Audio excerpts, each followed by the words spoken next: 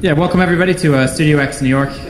We're kind of an off-campus offshoot of the architecture department up at Columbia University, and our mandate is really to focus on and discuss the future of cities, which we do from as many disciplines and backgrounds as we can. So everything from architecture to urban management to data and information design, and we're going to be focusing a lot on that in tonight's event. And which we've been a long time in the planning. I'm really looking forward to hearing. Just a few kind of housekeeping issues. Unfortunately, we have to keep the aisle in the middle open, so even though it looks like there's a ton of empty space, unfortunately there's going to be some standing room only in the back, as you can probably tell. But it's worth it. There's free drinks waiting for you on a table here towards the end, and there's actually at least one empty chair kind of up the middle and over on this side if you want to brave the parting of the Red Sea here. And then also there's keys to the restroom in the back, so if you need to go, there are keys on the shelf. My name is Jeff. I'm co-director of Studio X with Nicola, who's not here this evening. And I think that's really about it. We've got a really great program for tonight, so with that I'll just go ahead and throw it over to Sarah Williams, who will do the second of three introductions. And so, cool, thanks. Yeah, okay, great. Thanks for coming, everybody, and I'm just going to tell you a little bit about why I put the event together. I was really interested in how social media can be used for research, and I thought it would be a good way to talk about some of the work in our lab, but also kind of engage people in the social media community to talk about what they think about social media for urban research. So we have guests from Sonar.me and also Facebook and Foursquare. Oh, that's not a good one. We do that all the time. Don't worry about it. It's that acronym. No, I'm just kidding. You won't let me have that happen again, will you? And also, we've invited Noam Cohen from the New York Times, who writes a lot about technology, and we thought he'd be great at kind of asking us questions and really kind of trying to get us to explain what we mean when we use all these kind of terms in social media, urban research. We talk about things like check-ins. What does that mean to people who don't know what check-ins are? And so with that, I'm going to turn it over to Noam. Thanks, Sarah. I'm going to read, I'm a writer, and I'm going to read what I wrote to introduce this panel. So I'm Noam Cohen. I work at the New York Times, and I was invited to moderate because of an article I wrote about a young German activist named Malte Spitz, who had gone to court in Germany to obtain the records that a cell phone company had routinely collected about him. And it turned out it was a total of 35,000 locations that were recorded over a 6-month period. And he worked with a newspaper to map it. It was an incredible map of his life. And these locations reflected every time his phone had automatically checked for email, and presumably there were many, many more locations recorded when his phone every 7 seconds was checking to see which cell tower was the right one to use to send his calls. His story reflects the scary future we all fear that could come along with the miracles of instant communication, that the government would be watching us at all times. Of course, someone mentioned there was an easy solution for those who fear that Big Brother is watching us through our cell phones. Leave the cell phone at home. But isn't that really the modern predicament that, in a nutshell, we are trading our privacy for incredible technology? If the technology weren't incredible, we wouldn't even be considering the trade-off. So the guests here are offering a different story than Malte Spitz's, right? They're showing that not all the watching is being done top down. They're trying to use the same GPS location information to try to create systems that allow us to look for each other, to share our lives with each other, what is called sometimes ambient social networking. I'm going to do this in the wrong order, but Blake Shaw is a data scientist for Foursquare, and it's a service that allows users to check in to locations so that friends can know what they're up to and where they will be and what they're doing. Brett Martin is listed as CEO and Waterboy. I see you left that out here. At Sonar.me, a mobile application that uses information people share about themselves online to find connections with others nearby. I was to say this is a very different picture of city life than maybe David Reisman purported with seeing a lonely crowd. I mean, these services are trying to create a connected crowd in a city. And it has huge ramifications for society, and that's where Sarah Williams will kick in and talk about what we can learn from all this information. I mean, I would say that the random chaos of city life, it turns out, has a warp and woof to it. And, the question is whether these patterns will be used to improve people's social lives, to job network, for political organizing, for community safety, for shopping choices. I mean, those are the kind of questions I thought maybe this panel would address as we're learning so much more about ourselves through social networking. So at that, I will hand it off to the water boy, Brett Martin, who will talk about sonar. Howdy. Okay, well, first off, thanks for having me. It's a real honor to be here with all these big brains. I spend most of my day getting water and coffee for everyone to push the boat forward. So, what is Sonar? Sonar is a mobile application that helps people connect with people nearby.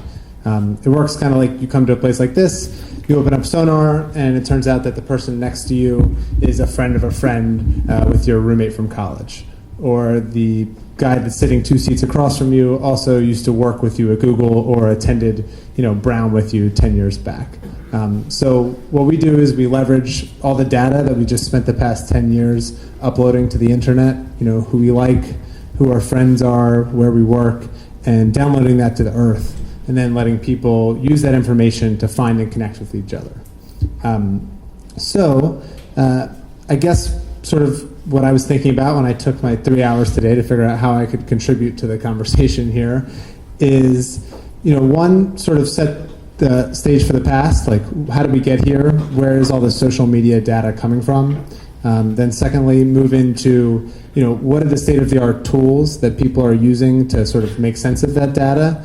And then third, from my completely uninformed perspective, where I see the trends in my industry and how they're going to sort of impact yours, and yours being urban research and urban planning. Okay. So, how do we get here? There's a thing called the Zuckerberg Law. Does anyone know what that is? No? Okay. It's a law that every year we're going to share twice as much as we shared last year. Originally, he said that on Facebook, the trend is that last year people shared half as much as they did this year, and all arrows point toward next year being twice as much. And every year since Facebook started, we're sharing more and more and more. So why is that? Well, so there's two main trends driving this. One is it's getting easier and easier to share.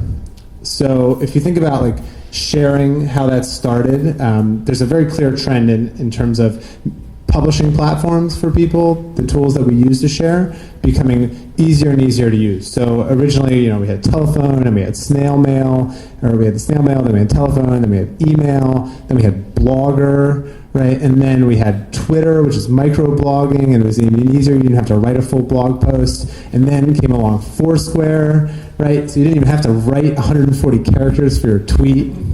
You just press a button. And then, has anyone heard of Pinterest? Okay, so you don't even have to upload your own pictures. You just click pin to other people's pictures, right? And then now you're getting even easier to share in MySpace, which has been deemed ambient social networking, which is you don't have to share anything. You just download the app, and then we just share you for you, right? So as it's gotten easier to share, people share more.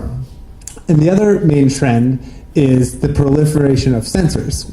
So the cost of sensors and the cost of tools that collect data is going down and down and down. So right now we all carry the most powerful sensor in the world 30 years ago in our pockets.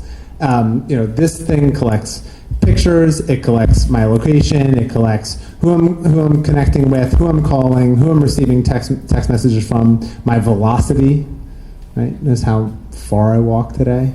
I should get more exercise, right? So as we have more sensors out there that make it easier to collect data and more easier ways to share, the amount we're sharing is just exploding, right? The amount of data that's out there is exploding, and as online and offline converge, there's so much more information about places.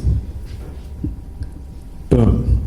There's a lot going on there, right? So, I'll try to focus on location. People think a lot about location data like as like check-in. Like the check-in is such a quintessential thing because it's like an explicit declaration of place. Like Foursquare did what all great applications do, which is do one thing and do one thing really well to get started, and that is a big freaking button where people say where they are. But there's actually way more sources of data than just kind of these explicit declarations of location, like Foursquare check-in or Facebook Places check-in.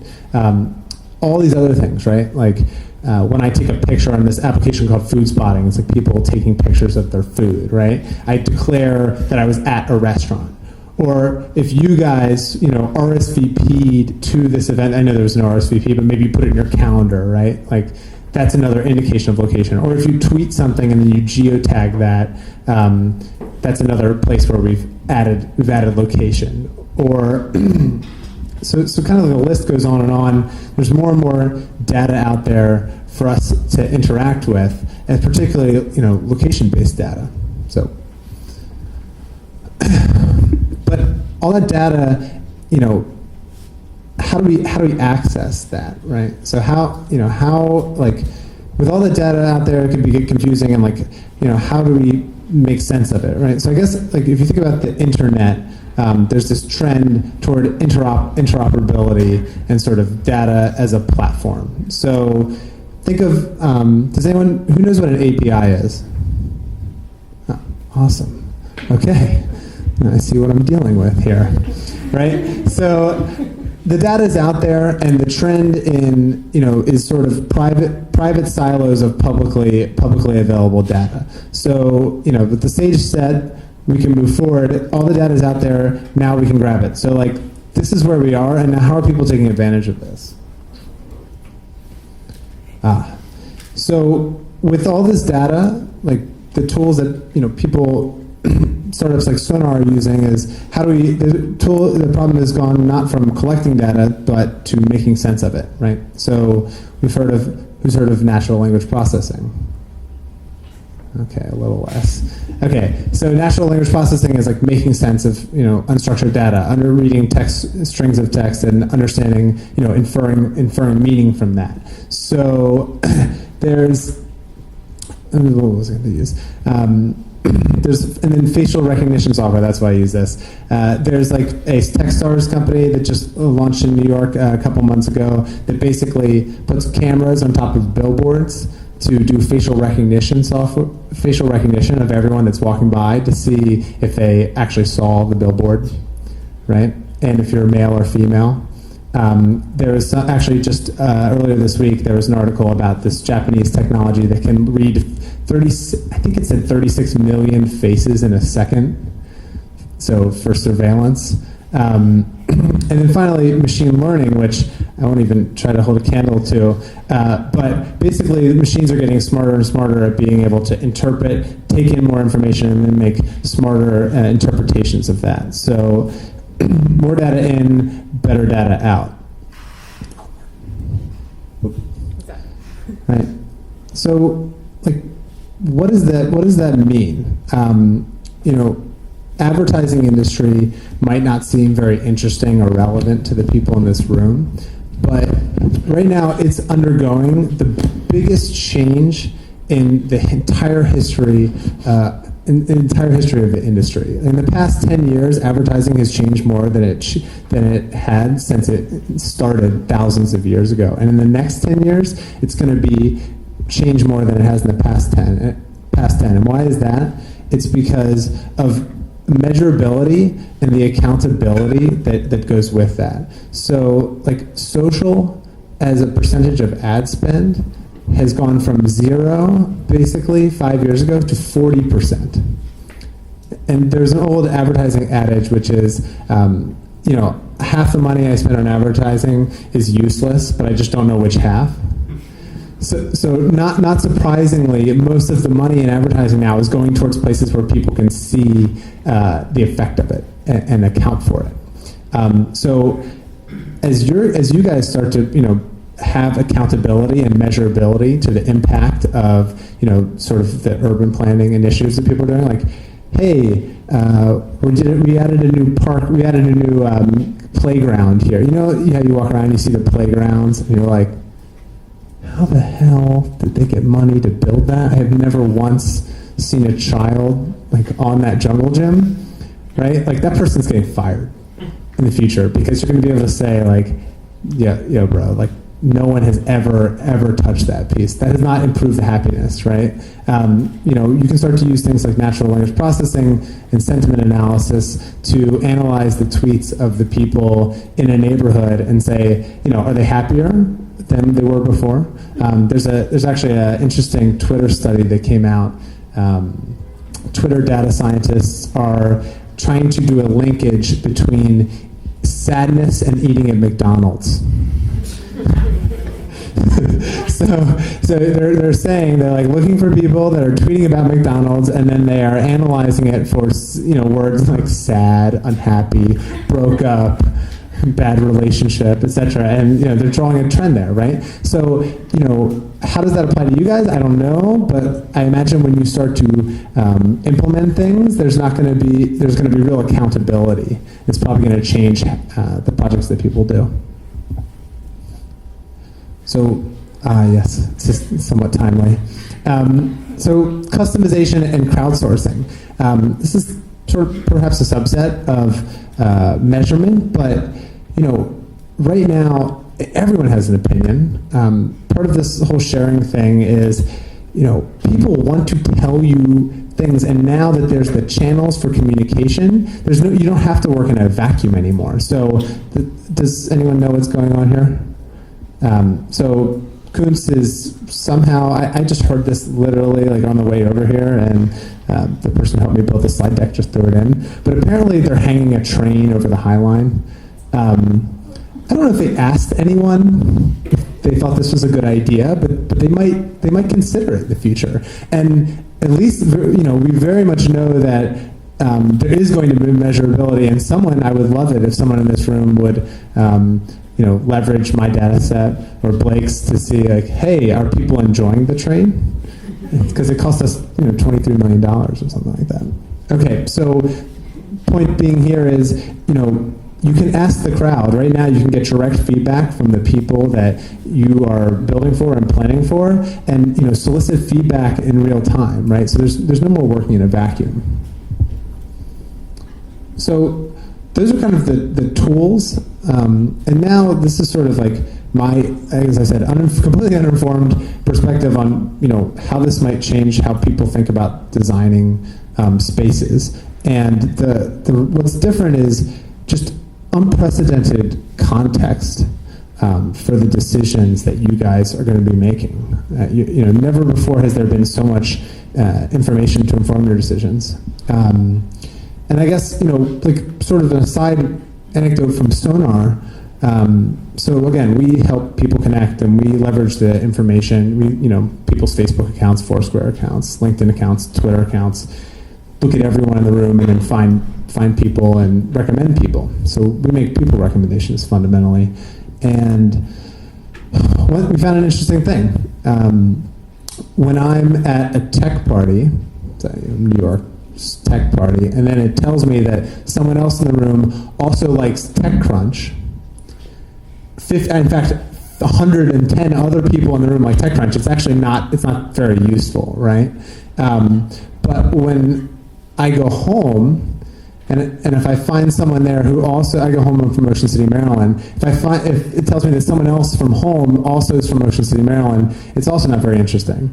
But if someone from home likes TechCrunch, I'm like, that's awesome. Let's hang out. How did we not know this? Like, why weren't we bros in high school? And vice versa. If I'm in New York and someone's from Ocean City, Maryland, I'm like, how the hell did you make it here? I barely made it. So, there's going to be context about the decisions that you're going to make, and no decision is going to be made in a vacuum anymore. So this is just where I get weird. So, identity, right? Identity is pretty much everything the social web is based on. It's all about narcissism. And so how does this affect how we view places. So, an interesting thing I was talking about with some Foursquare guys today actually is like how people define place often. A place is defined by the type of people that go there. And so, as I said, as we spent the last 10 years uploading who our friends are and what songs we listen to and the fact that we like yachting to the internet, and now that we carry around all that information in our pocket, what does that say about this place, right? What can you infer about this room right now based on the information in everyone's cell phones that's online? And so, how does a Starbucks in Midtown, how should a Starbucks in Midtown differ than a Starbucks in Soho? I think I meant to say this on the measurement slide, but like, I think we're going to go from this like concept of information about places being reported to being actual. So I live in the West Village, near the West 4th Street subway stop, and if you looked at the census data, I haven't looked at it, so please correct me if I'm wrong, but I would imagine it says there's a bunch of 35 to 55-year-old affluent white people that live in the West Village.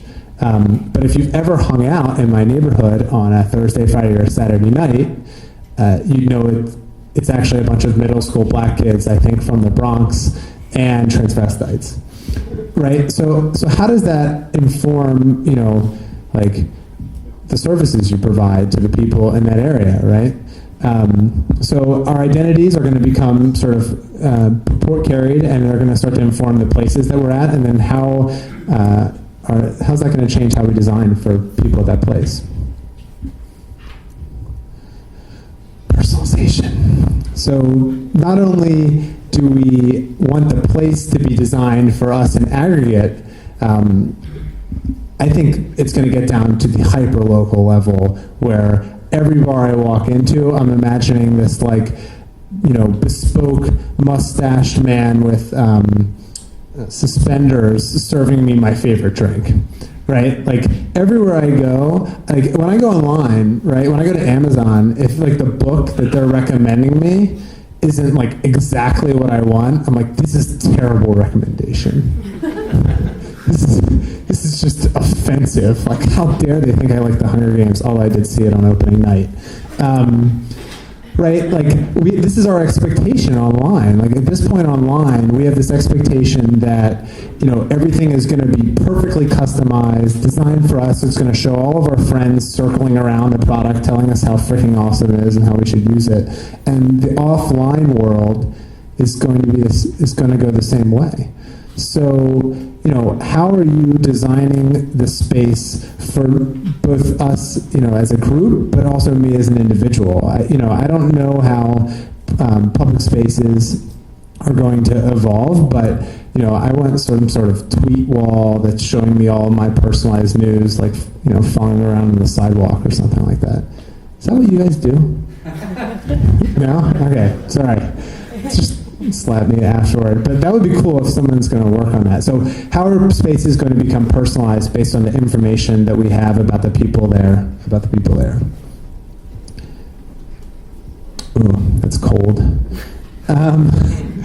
So finally, interactivity. I had a picture of the big tower in Austin. Did anyone go to South by Southwest? Some people. Who has a Nike Fuel band? Okay, there we go. My man's cooking up fuel over there right now. So the picture was the big tower in Austin. Nike launched a Fuel Band. The Fuel Band is a piece of wearable technology that shows you how active you're being and how many calories you're burning and how many steps you're taking over the course of the day. And they lit up the tower in the Nike Fuel Band rainbow colors, and then they basically changed how brightly lit the building was based on how much fuel people in Austin were burning, which is pretty dope. So the point being is, I want my spaces not only to be completely customized and personalized for me, I want to be able to interact with them. I want control. I want to be able to change, interact with my environment, and give in my 2 cents and then have it adapt to me. So, there's Google goggles, which are basically going to be heads-up display that you're going to be able to wear. And how is the information, how is my experience with that place or space going to be changed based on the information that I get piped in there, and how am I going to be able to get back to it? So I'm looking forward to all the amazing things that you guys are going to design in the next century about how cool my world's going to be. And if that was at all helpful, thanks for having me.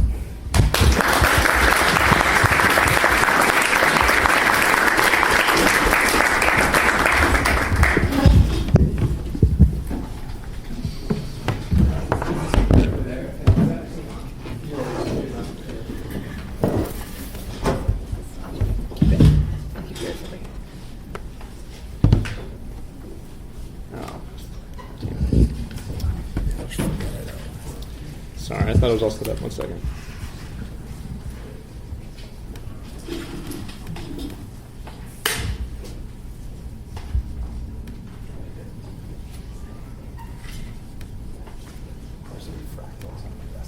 Obviously.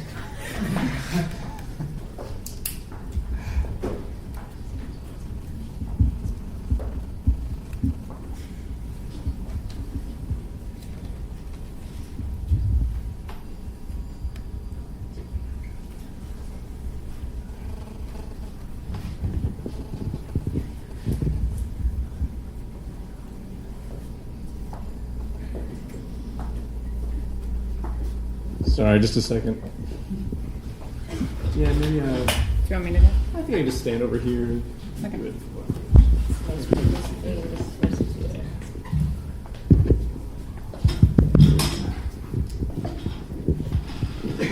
Thanks a lot, Brett. That was really great. So is everyone checked in? Yeah? No? Okay. No? Okay, I hope everyone's checked in now. Great, so my name is Blake. I'm a data scientist at Foursquare. And today I'd like to talk to you guys about how we can better understand cities by extracting patterns out of billions of check-ins. So at Foursquare, we think there's this great opportunity to leverage massive amounts of location data to help people better understand and connect to places all over the world. So just in case you guys haven't heard about Foursquare before, it's an app for your phone that helps you explore your city and connect with friends. And more importantly, it's also a platform for location-based services to collect and share location data. So, when people get to a place, they pull out their phone, they check in, and they do this for a variety of reasons. They want to, share that information with friends where they are. They want to discover new places that are like this one. They want to get tips. They want to get deals. You can earn points and badges. There's a variety of reasons people check in or express their being at a place on Foursquare. Foursquare is at a very unique spot in the industry, at sort of the intersection between mobile, social, and local. And Foursquare is generating just a ton of data. So just to put things in perspective here, we now have over 15 million users using this app. We're aware of over 30 million places worldwide.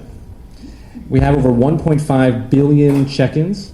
And every single second, there's 1,500 actions that happen on our API. That's people checking in, leaving comments, doing tips, doing all sorts of things on our platform.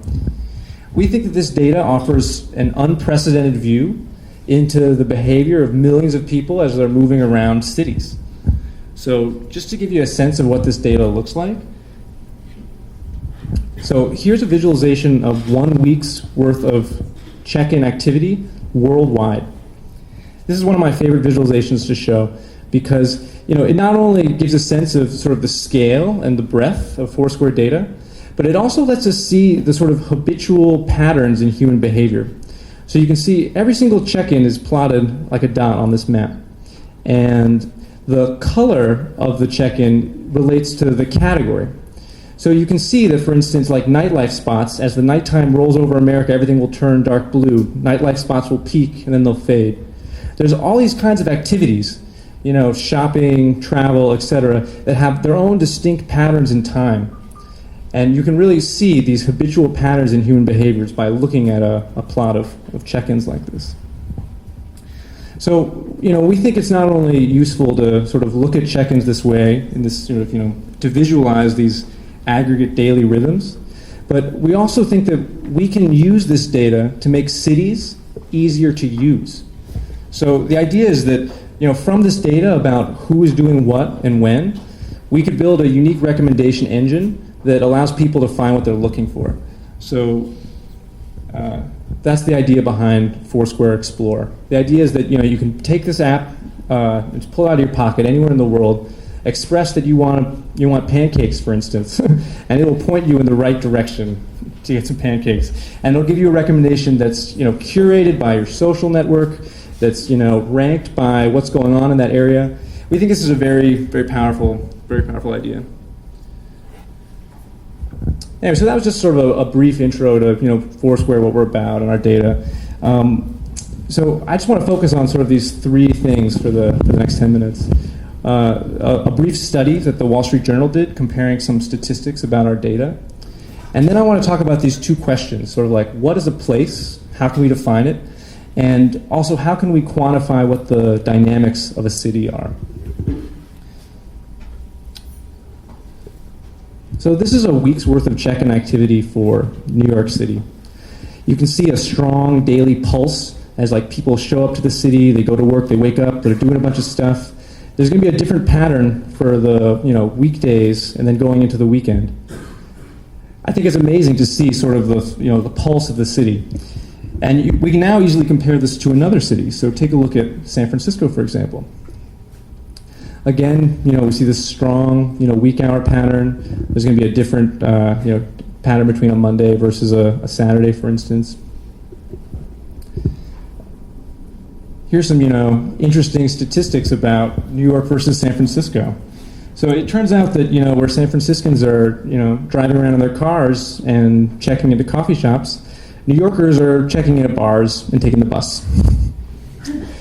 It turns out that there's some interesting things about how men and women check into different places. So, for instance, women are more likely to check into sushi bars, libraries, karaoke. It's actually interesting because Brett mentioned this earlier, but we can actually identify the happiest places in a city. So, people just shout random stuff when they check in on Foursquare, ranging from, awesome, whatever, to this sucks, WTF. And so what we've done on this map here is we've identified the key areas of the city in blue, which have the most number of happy check-ins, and we've identified in orange the most number of, unhappy check-ins. I think this is a good reason to live in Manhattan. And if someone can comment, I think there's some interesting things about Hong Kong, although I'm not that familiar with the city. So this brings me to my next sort of ideas. What is a place? These are two places. The one on the left is a very famous public place. Can I take any guesses for what that place is? Central Park, obviously. The place on the right? It's JFK Airport. So it's amazing. I haven't even shown you a map here. All I'm doing is showing you the millions of check-ins that have existed at these two locations. I'm just plotting a simple little black dot on the map to show you where someone checked in when they said that they were at JFK or at Central Park. And then the coloring is sort of an estimate of, the density of check-ins in that region. It's darker red in the places which are more JFK. I mean, this is amazing, right? This is, a very famous public space, and we can tell exactly where millions of people were when they checked into that public space. This is a completely new kind of data that we've never seen before, and we think it's incredibly powerful, not only for, just understanding cities, but for actually, making this city easier to use, for understanding but where people are when they are at JFK. We can help design tools that get them what they need when they're leaving or et cetera. Anyway, so this is how we define a place in terms of the space that it's in, but it also turns out that places have very distinct time signatures. So a place isn't just a latitude and a longitude, or even a group of them like I just told you, but it's also a very interesting set of statistics over the week. So let's take a look at these 3 places and compare them, and consider and just think about this, timeliness signal. So there's Gorilla Coffee, a very, very great coffee place in Brooklyn, and there's Gray's Papaya, and then there's Amarino, which is like a nice restaurant. And so you can see this very interesting, habitual pattern. So Gorilla Coffee is much busier in the mornings. Amarino is much busier in the evenings. On Sunday, Amarino has this double spike, which is like the brunch peak and then the dinner peak. Gray's Papaya has this weird signal where people go there for lunch. Some people, I guess, go there, throughout the day. And then there's this huge, late night peak on Saturday night where people are drunk eating hot dogs. It's amazing to think about places in this way, existing, in not just in particular regions of space, but also in time. Again, this is sort of understanding these insights is key to building a tool that helps you navigate a city. So now I want to talk about dynamics, the dynamics of cities. So this is an interesting visualization of people moving between places. So if we look at the subsequent check-ins, so if someone checks in at one place and then they check in at another, a dot is going to fly between those 2 places. The color coding of the dot is based on the place that they're going to. Red is homes and orange is food. Nightlife is in green. Travel spots are in purple. So the idea here is that we can see people directly moving between places. The idea is that people are actually connecting places to each other over time as they move around. So, we can pull out these useful statistics about, where people go after they go to the MoMA, for instance. They go to the design store, they go to the Whitney, they go to FAO Schwartz. You can pull out, places people go after they visit the Statue of Liberty. Ellis Island, Battery Park, Liberty Island. People are connecting these places in a city together just by moving through the city. And we can mine and extract these patterns. So in fact, we can roll this up by category. So this big visualization, this matrix here, shows what's the probability that someone going from one category will go to another. So a row would be for bars, and then there'd be bright entries for American restaurants, nightclubs, pubs, lounges, etc. Where do people go after coffee shops? They go to offices, they go to grocery stores. There's some really interesting things in this model, actually. If you notice along the diagonal, there's all these square blocks, these groups of places that have a high amount of interconnectivity, a high amount of flow between these places, such as cultural spots, bus stops, airports, college places, etc. Anyway, so I just want to conclude with sort of this, these 2 ideas. For the first time, we have access to these patterns of how millions of people move around cities. And this information is not only useful just for an academic sense, just because it's interesting, but it actually allows us to build and design tools that help people navigate cities in a new way. And so I would encourage you all to sort of think about this data when you're designing new spaces. Thanks.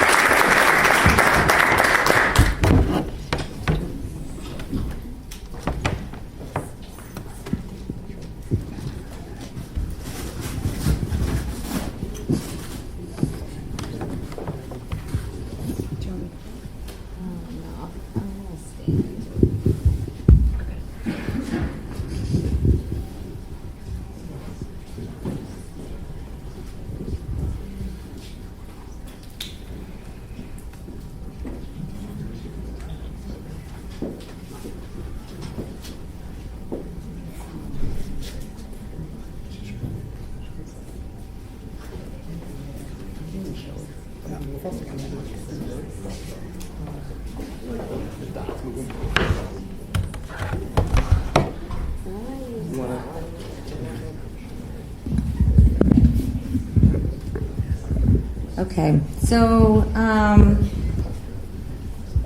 I asked Brett and Blake to come because they kind of have been collecting data. They've kind of been thinking about it, and they've been visualizing in some ways, and they've been talking about how it can be used for advertising. And I thought I would talk a little bit today about a project where I kind of reappropriated the tools to use them for research purposes, and to think about how maybe these tools can be thought of in a different way. And then kind of I thought we could start a conversation after that about like not just, knowing how people operate in the city, but maybe how these tools can be used in a different way than they had been originally created for. And so I, while I've done a lot of visualizations that are in the back that kind of look at the data and I think can tell us a lot about urban patterns, a kind of urban mechanics. We can see in some of the maps in the back, when you can look at them when you leave, you can see kind of how Tokyo is very node-centric. But I wanted to focus it more on kind of reappropriating the tool. And so I'm going to talk about a project that focuses on Midtown Manhattan. And I need to frame it a little bit for you, so bear with me before I get to the social media part of this. But to frame this, this is part of a lot of research that we've been doing in the lab to look at the issue about rezoning in Midtown Manhattan. And if you guys don't know some of the issues, I think that I'll just talk about them briefly. The Garment Center, which was kind of developed in the 1911 plan and not really formalized until later, is a manufacturing zone that's right in the middle of Manhattan, right next to Times Square. The Garment Center, which was developed and more formally standardized in 1987 to actually protect that area. So originally in the 1911 plan of New York City, this whole area was kind of the garment district. It had moved up from the Lower East Side into this area. And by 1987 had been really restricted for different zoning issues. And really the garment industry really rallied in 1987 to get protective zoning for this district. So that means that this area, many of the businesses had to stay manufacturing. And the reason that this has become interesting is because there's been a lot of pressures on the garment industry. In 2005, there was the Hudson Yards Special District was made right adjacent to it, and a lot of development going along with that. And if you don't know, the garment district is right near Times Square, and so kind of pressure to move into this district has been a heavy issue. One of the issues that came up is that the garment district went under a rezoning, or was they made a proposal to rezone certain areas of the district. These plans have been shelved, but there is still consideration about what to do in the district.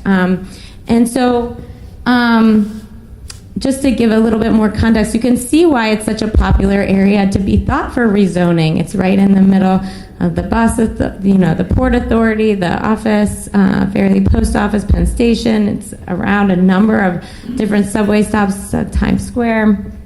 It's in a great location. But not let many people know that it's really still an operating manufacturing district. Stuff is still made here in the garment district. These are kind of shops that exist. People are walking down the street, and clothing, some of the top clothing in the world is made in this district. And so the fashion industry has really rallied again around this and created the Save the Garment District Center to think about these issues.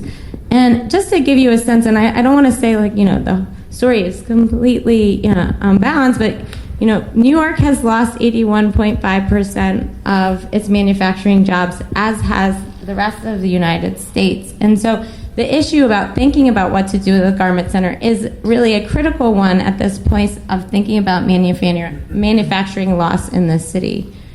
But one of the interesting things is as we look at loss over time from 1994 to 2007, where the jobs have remained has largely been in the garment center. So while there's been a lot of loss, the retention in jobs and manufacturing is largely in that center in New York City. And 79% of the garment industry is located right in and around Midtown Manhattan. One of the things that we see in the apparel industry is that it's becoming more of a niche market. So New York has a niche, and LA has a niche, and then Miami has a niche, and that the industry, while there has been loss, has been moving into these nodal centers. And New York's node is really kind of, I would say, creating kind of a niche market that then informs lots of different brands. So while kind of the things that we see on the fashion shows in New York City can then be copied, and we see them in H&M and so forth. So it's really important to the industry overall. And these kind of products are made right in the garment center. Part of this niche market is, although we experienced an 81% loss in the industry, we see kind of a growth in our national percentage of some of these interests. So while we see a loss of apparel manufacturing, we're actually seeing an increase in the percentage that we have in the industry. So the garment center is important. It's big business to New York City. And so what we wanted to do is, this is kind of a data set that I had of all the businesses in the garment center. And while I know that these businesses cluster next to each other, wholesale, manufacturing, supply, and design, and you could see that clustering from the business data, I didn't really understand why clustering mattered. And I really wanted to get a sense of how these different businesses operate with each other.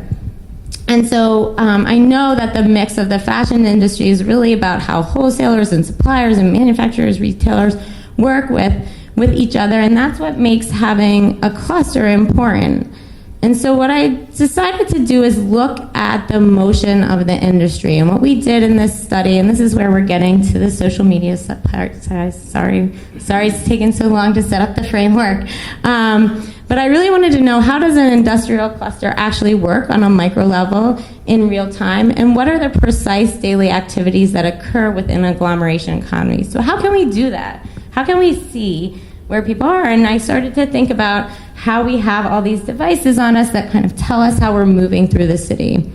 So the methods that we use for this study is to really focus on the fashion designers, because in many ways, they're the people that operate with the industry overall. And I know that some people who participated in this study are here today, and I just want to thank you so much for all your help with this, and also people from the Save the Garment Center. And helping us really recruit fashion designers for this study. And so when we started thinking about, like, how can we use our cell phones to understand how fashion designers are moving through these different industries. And so we started to think about Google Latitude and kind of the Friends, and we actually created an early prototype, which is a GPS tracker where people text in what they're doing at certain places. So this is actually kind of a prototype of that. Somebody said that they're sewing, and I knew where they were based on the time of their text and their GPS points. And I was thinking, one of the biggest problems with GPS points in the city is that you have a lot of interference with the buildings. And so we are having really a hard time to analyze this data, because we couldn't actually pinpoint where people were, because they would create massings like this. So that person was probably staying still for most of the time, but their points were moving around.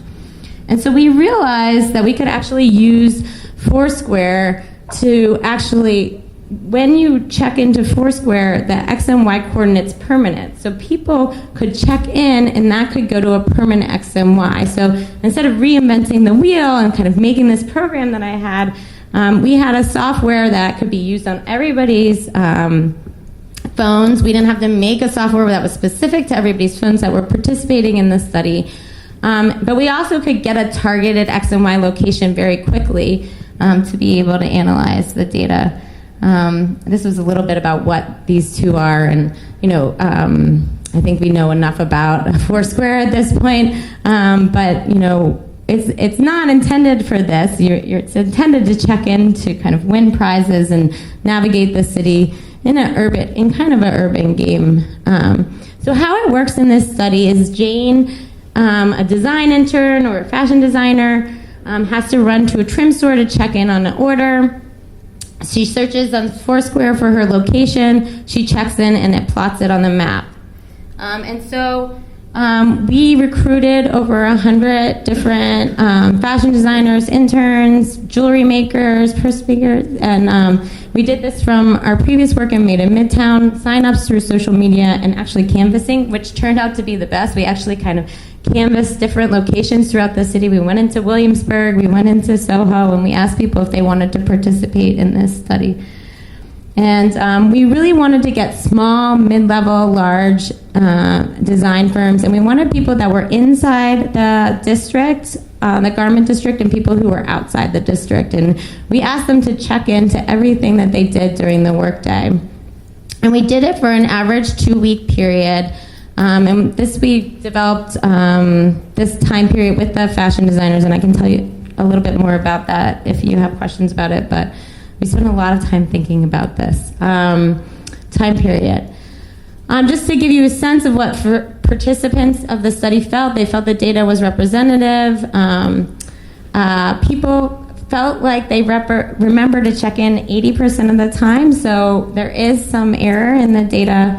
They felt like it was much easier to use than our kind of previous prototypes, but and some people said that the codes weren't descriptive enough, just to give you a sense of, and we did exit surveys, and you can ask me about those, but I'm not going to go into that. But the results look like something like this. This is what kind of, as we go through the week, where everybody who participated in this study checked in. And these are the routes that they took to check in.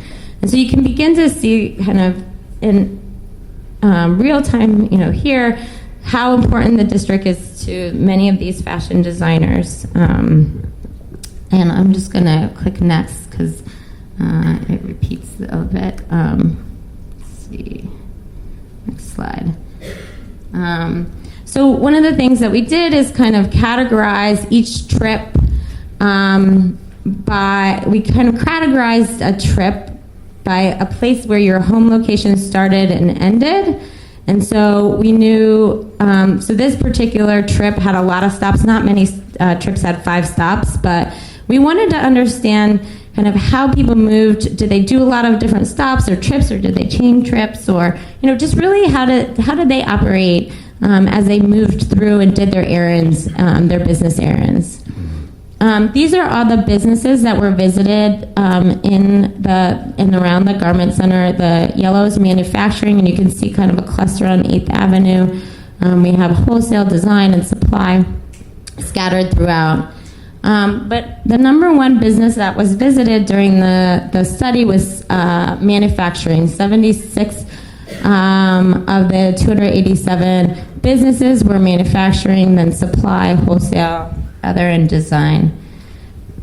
The businesses that were visited inside the district were also largely manufacturing, and the kind of major non-fashion bid venues were wholesale. So those things that were outside the district were largely wholesale firms. And kind of what did we do with all this data? What did we find? We found that fashion workers whose firms are located outside the fashion bid appear to capture the same external economies from the agglomeration as those firms.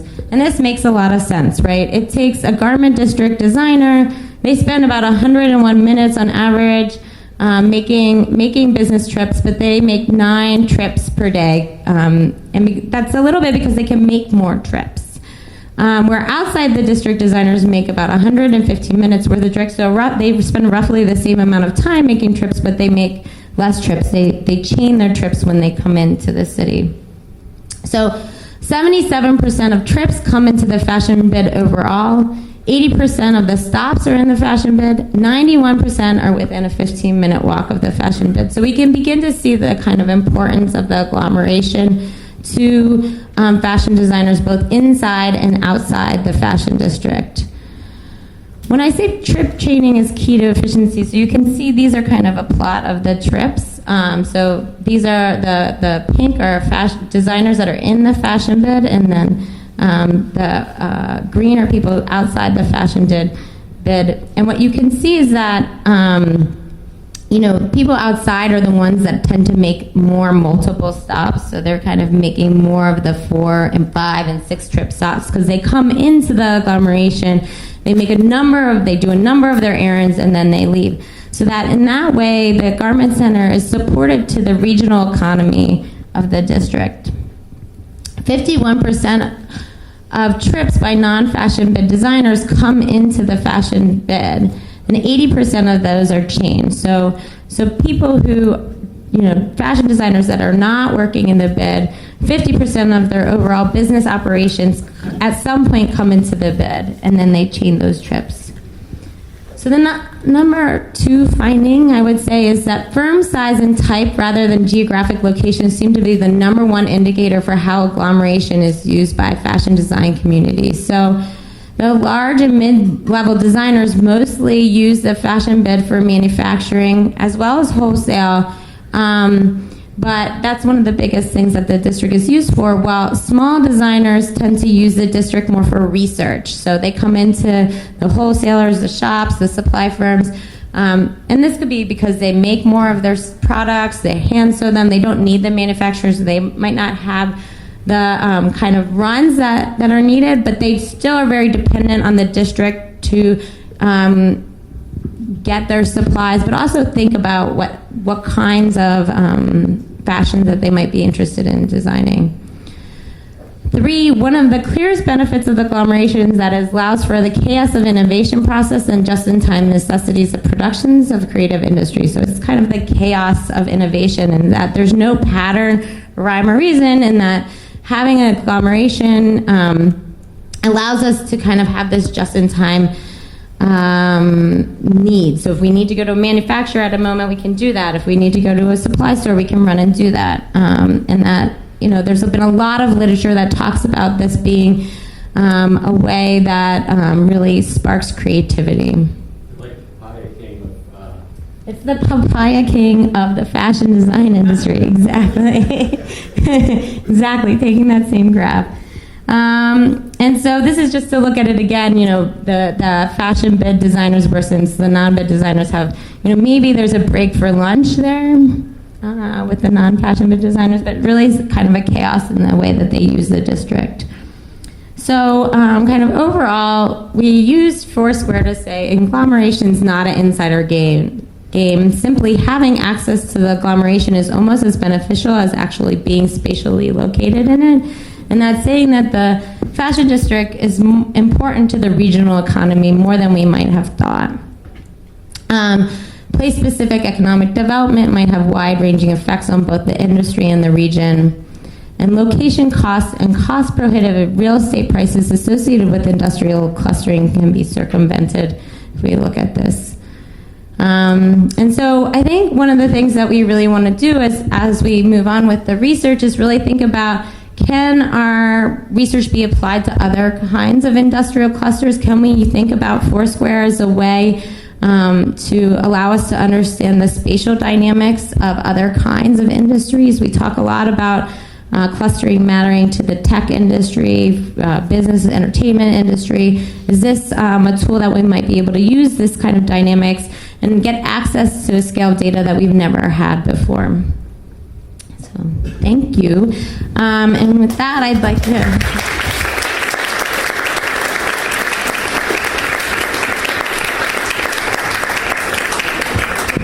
One question from listening to all these really interesting presentations, which was, I'm struck how all the studies treat people as little ants and take such a broad, big view of them. And I wonder whether any of these tools going to lead to organizing and collaboration and things that are these basic human qualities that don't, but not treating people as little,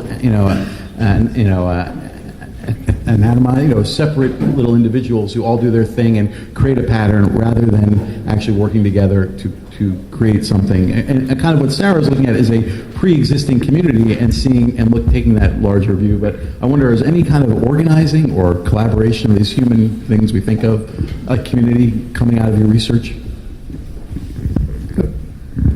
Services, yeah. So people use Sonar all the time to connect with other people nearby. I mean, a common thing that people use Sonar to do is I've seen if they're looking to go to a bar or looking to go to a restaurant or something, someone might look at that restaurant on Sonar, see if there's anyone that they're connected to, a friend of a friend, and then ask them, hey, how busy is it? Can I still get a table right now? So like that feedback mechanism that I was talking about that is of use for researchers is something that people are starting to employ. There's location-based Q&A service called LocalMind that lets you ask questions to people in a specific area. Someone just told me today that there's a completely crowdsourced weather service that gets the weather at every place on Earth just by asking people that are there. But I think you're asking, right, are people reappropriating this tool to create communities, right? Like in some ways. And I think that we've seen a lot of that in the news, like, using Twitter as a way of social organizing and mechanism. And, I think that more and more people are creating their communities on these tools and reappropriating these tools for their social purposes. Social purposes is a weird word to use.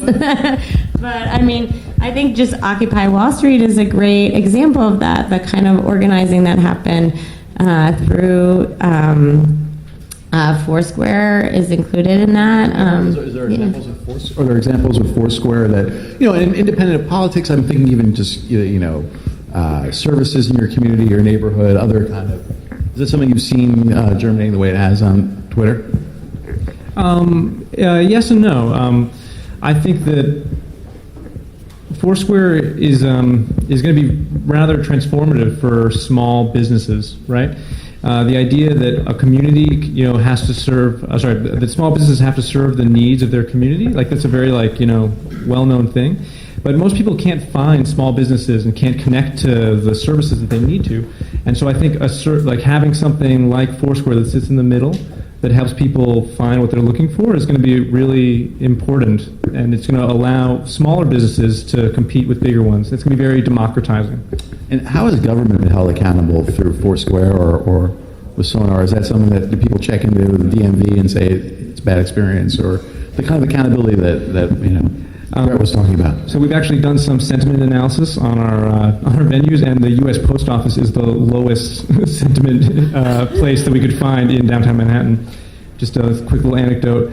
I think that there will be a role for governments to provide really great local knowledge through an app like Foursquare, through a platform like that.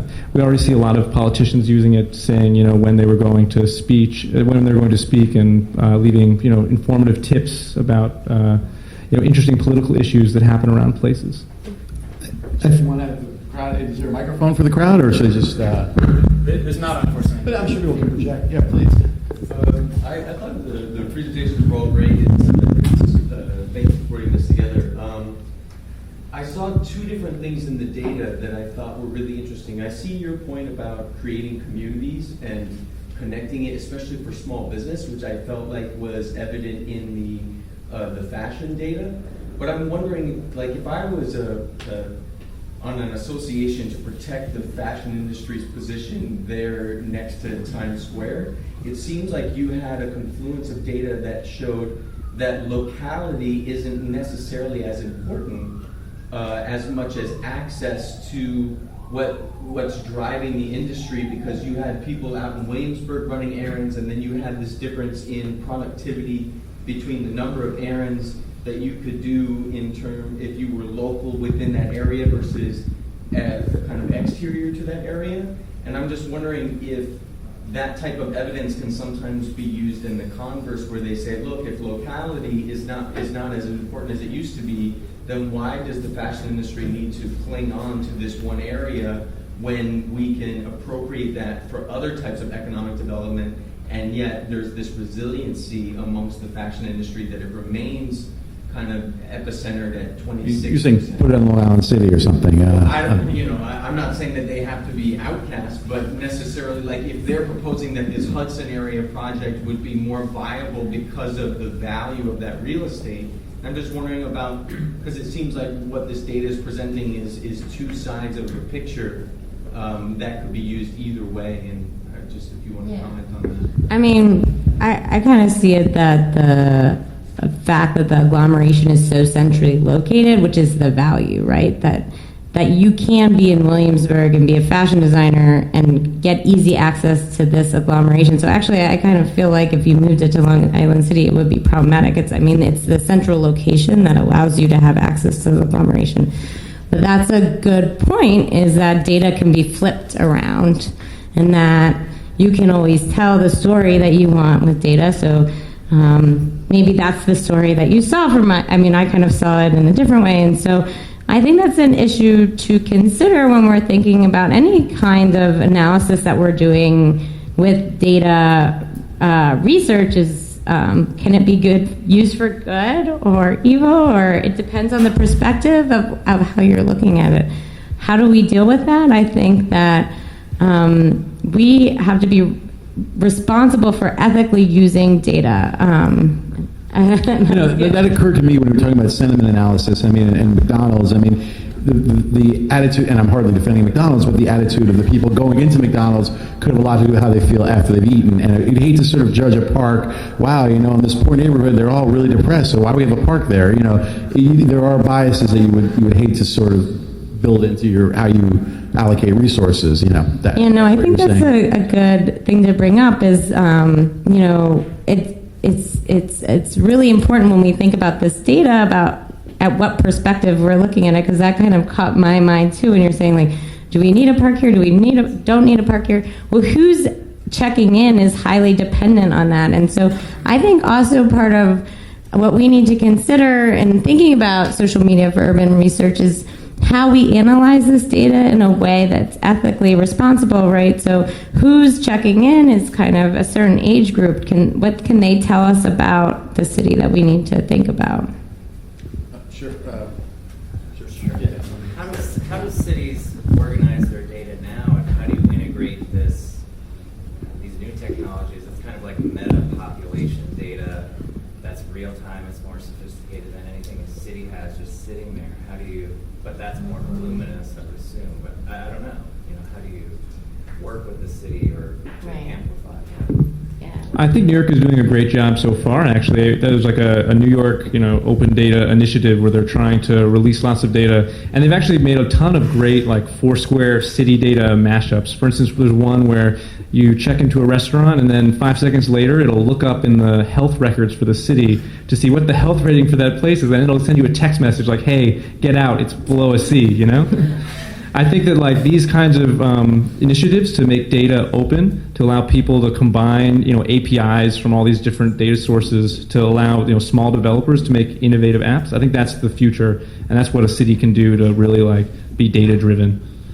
So is that the Foursquare policy to be as open as that? Because I was wondering, as you were showing all these giant data sets, who has access to them, and whether people are pressuring you for who and what is pressuring you for the data, and in what context? Sure. So we never release any personal data about people, but we do look at lots of aggregate statistics about what's going on in the data, and we do allow people to share their data to other providers using our API. So, for example, Foursquare is one of the main data sources that we leverage. So Sonar is a platform built on top of a platform. We pull in data from Foursquare, Facebook, LinkedIn, Twitter, suck that data in, and then build services on top of that. And there's a number of independent third-party data providers that actually aggregate a bunch of different data sets and then enable other applications to build on top of them. So who are the ones that do and don't, for instance? Like, is Foursquare and Sonar different from Google, for instance? Everyone has their own different data policies in terms of service. You're saying Foursquare, it's if you want to share your data, you can share it. And what percentage of people on Foursquare would be willing to share where they are? Sure. So just to give a rough idea of the stats, most people on Foursquare share their location with a very small number of people, maybe 15 to 20 close friends. There's a large population, though, of people who push their check-ins to Twitter and share them with anybody who's willing to follow them on Twitter. I think it's maybe like 15 or 20%. Sorry. I was just when I'm listening to you guys talk about data data sharing and how it can apply to the city. I'm an architect, and I've been working specifically on the changing this neighborhood into a residential neighborhood, which brings up some really interesting topics where we try and get the residents or the people who work here to tell us what they would love to see when the zoning changes in this area. And people are they're not that great at articulating what I would love. And the big thing we would love is to see more small businesses. And I can see something like Foursquare where you could actually start to attract people in this neighborhood and find out what they go to elsewhere they would love to have at home if they could get it.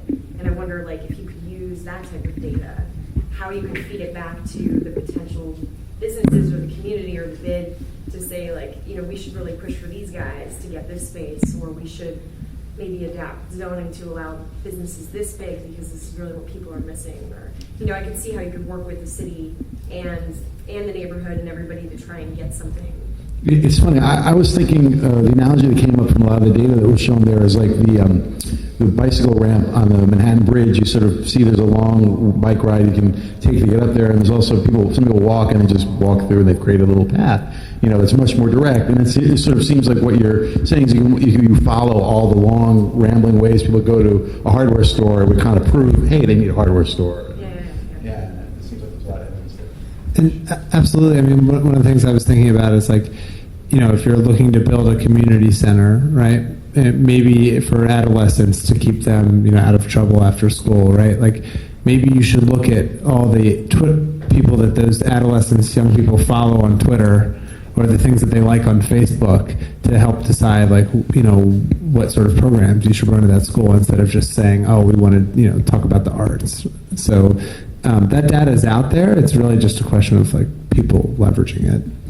Yeah, just to chime in on that real quickly, I think for like the first time we can actually like statistically measure what would make a small business thrive. Like what pent up demand exists in a place for a small business, and I think that that's an amazing tool to give to people who are planning. Like right now, there's a lot of like when a Starbucks gets built, like they run very similar models to figure out like how far a person needs to walk to get a Starbucks cup of coffee. Like being able to democratize those tools to like mom and pop hardware shops would be amazing. And I think that that's something that's possible when you have one big platform for location data. How would that work? Like, how would a hardware store learn from Foursquare? Walk me through it a little bit. I mean, like, you would see how long the walks are for people, and yeah, someone could build a tool that looks at our venue database is totally open, right? So someone could look at all of the Foursquare venues and just see how far it is to get to a hardware store, or see the kinds of demographics and other signals where hardware stores are very successful, because we can also see how many people are checking into hardware stores. And so I think that this, combining this real-time signal about what activities are thriving in neighborhoods with sort of this idea that there's like a pent-up demand for those activities, we could, predict where a hardware store is going to be successful. So I'm wondering how aware you are of how biased your data are, in that it's kind of under 40s who don't have families, because otherwise you're not checking into Foursquare all the time, and you might be thinking, well, these people age, they're going to keep doing it, and their kids are going to do it, and so forth. But there's a growing awareness of how public we are and how we need to protect ourselves and not give out that information. I mean, that's making headlines now. So it seems to me that, sure, you're doing these data analyses and you have tons of data, but it's incredibly biased. Right? It's like doing a telephone survey in the 40s to find out who's going to be president, right? It was biased to who had telephones. I mean, don't you think, though, that this could be an early signal of what will be the future? And even if, what I'm trying to say is that even people eventually over 40 won't have to opt in. It'll just be monitored through other ways. And that, and this is sort of, these are the early adapters, but that everyone will, that in 30 years, everyone will have GPS that will tell people where they are. And not just a given, whether they want or not, including 80-year-olds. I see the movement to opt out. In today's paper, there was, if you don't let people opt out of Google collecting information on you, we're going to pass a law that makes you let people opt out. So I see people are going to be more and more opting out. Do you all worry about that? I mean, I thought when you mentioned the Zuckerberg Law, I don't think that's going to be true. I can't imagine there's going to be doubling of sharing forever, because I think there are definitely strains of people who are stopping it. But what have you found? Sure. So we strongly believe that people should control the information that they share. And like I said before, most people just share their location with a few other people. My mom and my dad are on Foursquare, and they love being able to. We love being able to stay in touch, by seeing where each other are. I'd also like to mention that privacy is a modern invention. Back in the day when people lived in small villages, privacy did not exist. I'm just saying that, there's a certain amount of value that you can derive out of these services, and there will be an inherent trade-off between some privacy and some inherent value you get out of using these kinds of systems. And I think that it's not absolutely clear, and we're going to take one step at a time, but there's definitely something really powerful that can be built when we understand, how all these people are moving around a city, and we, track that digitally. No, I agree with you, but going back to the earlier point that you do have a very biased sample. Sure. So people going to bars after work and not home, and I completely agree. It is a biased sample. buying their coffee in Starbucks instead of making it themselves. But we can measure and quantify the bias, right? So using, we understand the demographics of our population on Foursquare. We understand the demographics of people in the city. We might only have a few, elderly people checking in on Foursquare, but we can, adjust our measurements if we need to. If we need to make a real prediction about what actual people are doing in an unbiased way. This is just statistics. But what are you worried about? Are you, because I think that's what we should think about is, are you worried that we're going to target advertisements only to people 35 years old and that then we won't get kind of the city services that we want? Or, I'm just, I think that, back there. Somebody has a response to that. I just want to amplify this conversation because I think it's very common. In a sense, you're saying, well, Blake wants to make the city easier for you to use, but basically what's coming out is that it's being made easier for Foursquare users to use, right?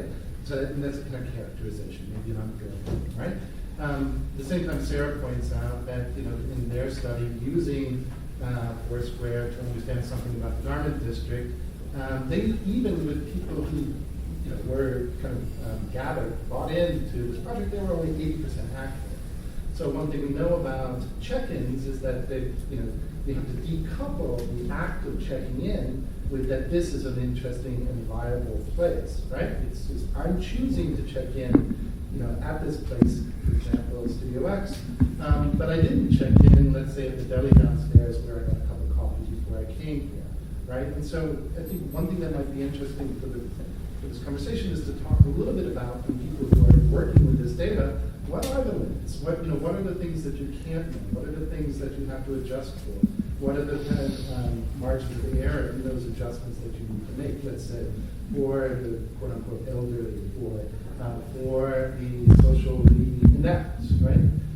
The kind of anti-social networking. But you would agree that they can only work with the data they have, and that there are certain patterns that you'd like to think are independent of age, whether people go to MoMA and then go to the Met. I don't know if that's the most interesting fact in the world, but I think that might be something that cuts across all age groups. I mean, there are the shortest way to get to the hardware store is going to be true, independent of maybe handicapped or other issues. I mean, there are certain universals, and all they can do, they have so much data about a very limited group, but you think there are patterns of that we would all find useful. I think he's saying that you can decouple it from age, but you can't decouple from Foursquare. There's certain places that you don't want to check into, and Foursquare doesn't know anything about those things. So, True.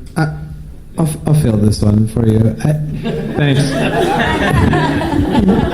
One, I would say that as a business person, it's in Foursquare's economic interest to figure out how to make Foursquare best for everyone.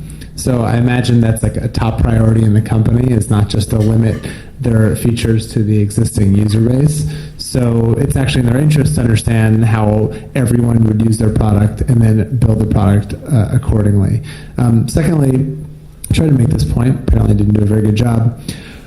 More and more of the data out there, so like Foursquare is explicit, as you said, like indication of me being at a particular place. I choose to say that I'm here, right? And that's what Facebook Places check-ins are as well.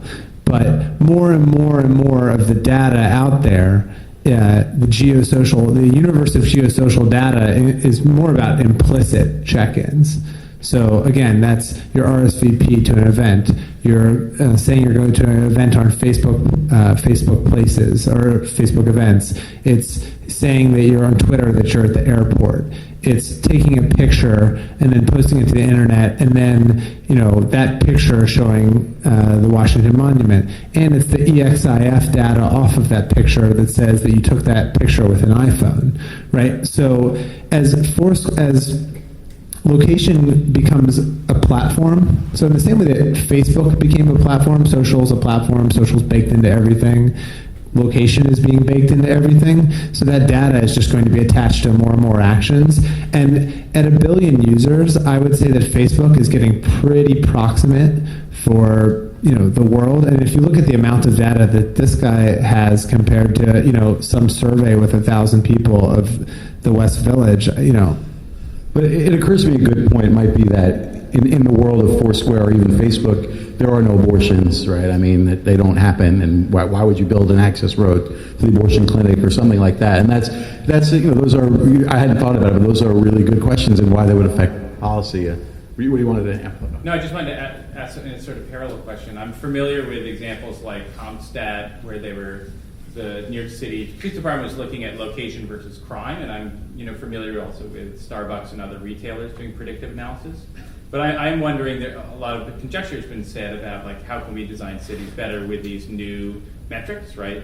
Whether it's semantic analysis or whether it's location in terms of where people go and sequences of different locations. And I was wondering if you guys could sort of riff or imagine how would that be used to build a more productive city. Clearly saying people do this exactly here is been done, and that's great, and that does work.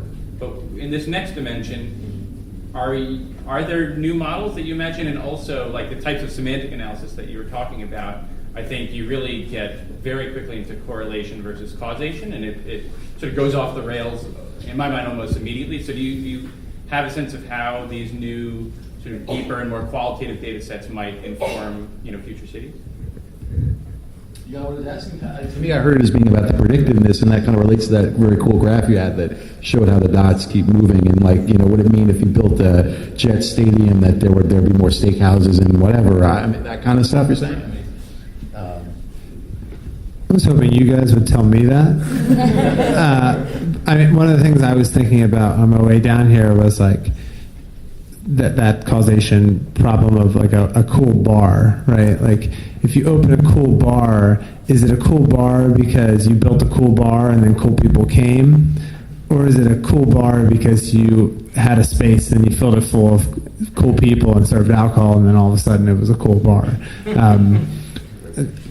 Lord, I have no idea, but I'm imagining that people can use data, advertisers can leverage data sets like Sonar to say, okay, what's the demographic profile of my top 5 accounts, right? Let's say I'm a liquor brand or something like that, and then I say, okay, what are the demographic profile of my top 5 accounts?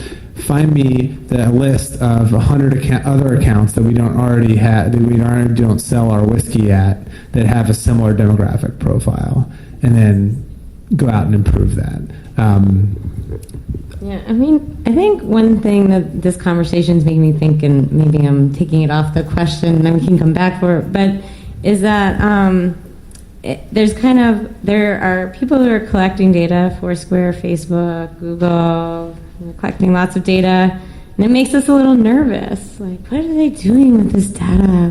What are they going to tell us? Are they going to try to sell us something that we don't want? Or are they going to change our cities dramatically?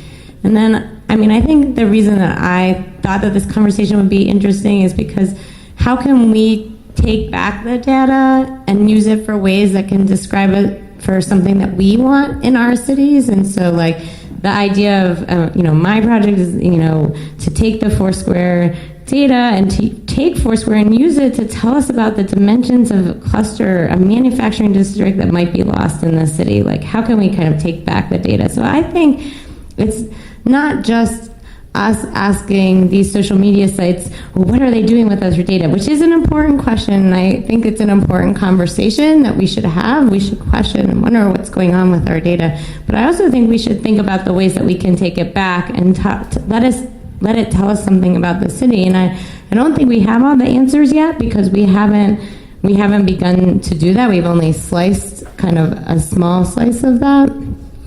Sarah, isn't kind of your work by answering your question, which is that I don't know what the age breakdown was of the garment district workers, but I assume that you sort of said you're all going to use it. It's for a study, and you may not be under 40 and may not like doing this, but we need you to do this. And you can imagine using that for analyzing neighborhoods and saying, we're going to get this representative sample and see, are there no good grocery stores in this neighborhood, and we're going to prove it. And you can make it, for study purposes, representative. Right. I mean, we definitely kind of tried to make it representative for this study, but then it's, I see hands, so I'm going to go.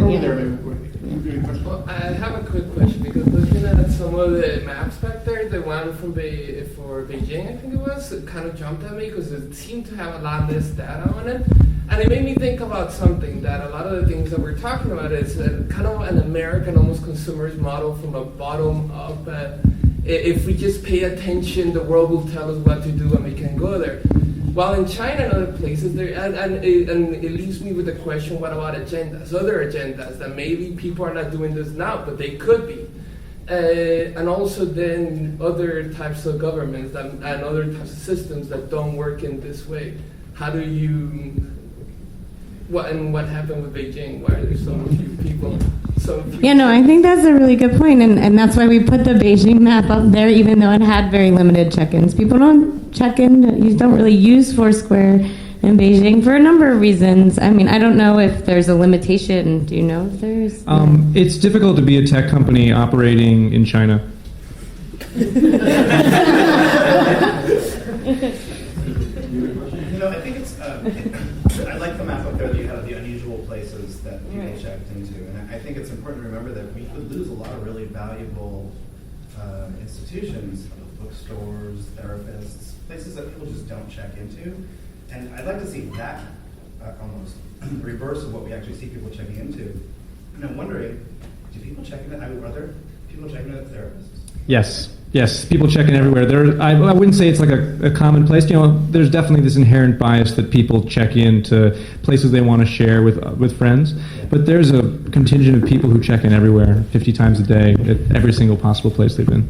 How do private check-ins differ from public check-ins? On Foursquare, you can make a check-in that no one but yourself sees. Yeah. That's true. Yeah, we have like we said before. We care very much about giving people controls to share exactly what they want to share. And so we allow people to share like an off-the-grid check-in, which doesn't go to anybody, but just lets them keep track of the places that they've been. I guess do people do that, though? Because I did it for just like the first month I did it. Sure. And now and so, the secret places I go, nobody knows it.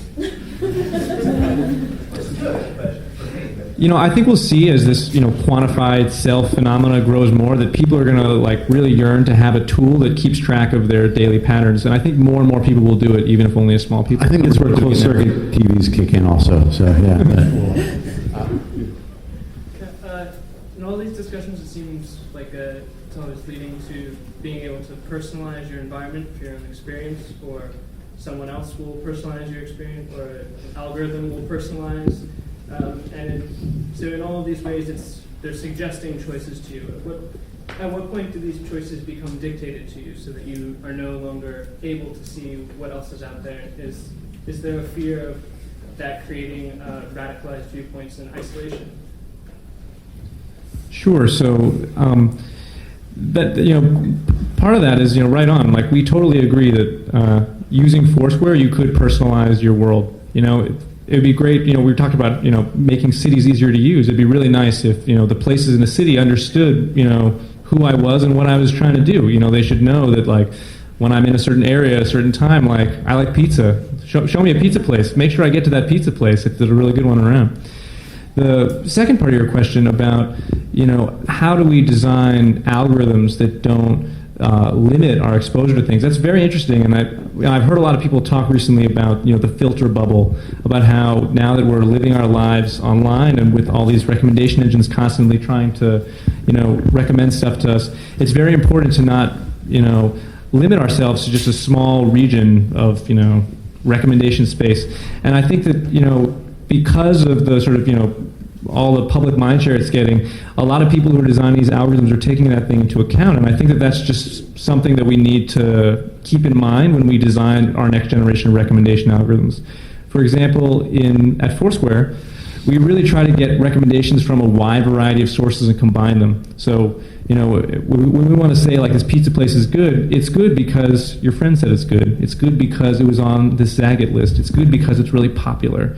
It's good for all these reasons. We think that if we design a breadth of resources into our system, we can avoid being stuck in some sort of bubble.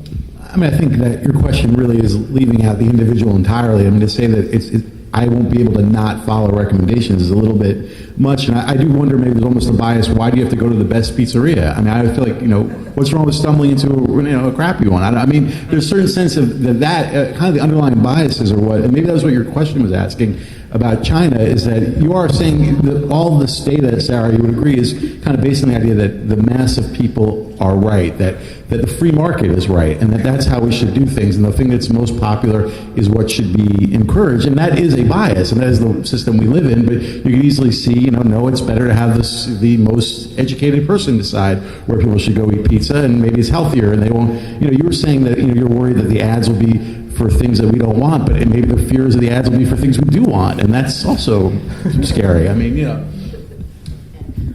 I think we have time for one or two more questions. What's the place with the most Foursquare adoption? Is there a single city or a single place that has more than any other? Sure. So we're about 50% inside the U.S. and 50% worldwide. And New York and San Francisco are the two biggest U.S. cities. If you look at the Moscow back in the back, I couldn't believe the amount of use in Moscow. It's overwhelming compared to the other cities. But I think that I kind of want to maybe conclude, or kind of maybe have some concluding ideas, is that I think the reason that I thought about putting this talk together today is to think about how we can take back data and kind of analyze it to tell something new about the city, and to think about these biases and to think about these issues, but also to think about how it might inform kind of new forms of research, to think about the hardware score. So while it might not be Foursquare that we use, we have other data sets like that, like Facebook, where people are checking in or talking about past.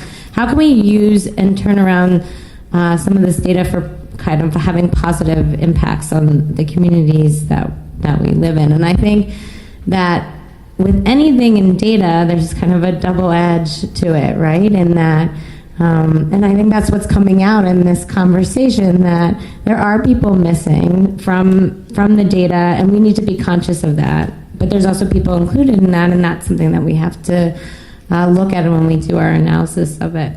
But also, I kind of want to go back to something that was talked about earlier, which was, how could I make I think somebody asked, how could I make an app with Foursquare that could tell me something about the community? I think, we got access to the data in a kind of not such an easy way. We had to make a program, we had to code it, we had to make an API, we had to suck out this data, we took weeks to test it, debug our program. Finally, we got the data that told us about all the businesses in New York City and what they were doing. And it wasn't super easy, and I think that's one area that maybe needs to be thought of, is how can we get back some of the data that we put in to use for our purposes, whether they be social good, whether they be advertising, whether, and that it equalizes the playing fields a little bit.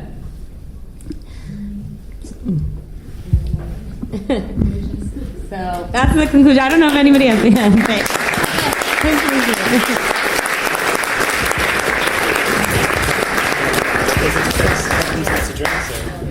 Oh yeah. So thanks for everybody for coming. I really enjoyed the conversation. I thought it was a great conversation.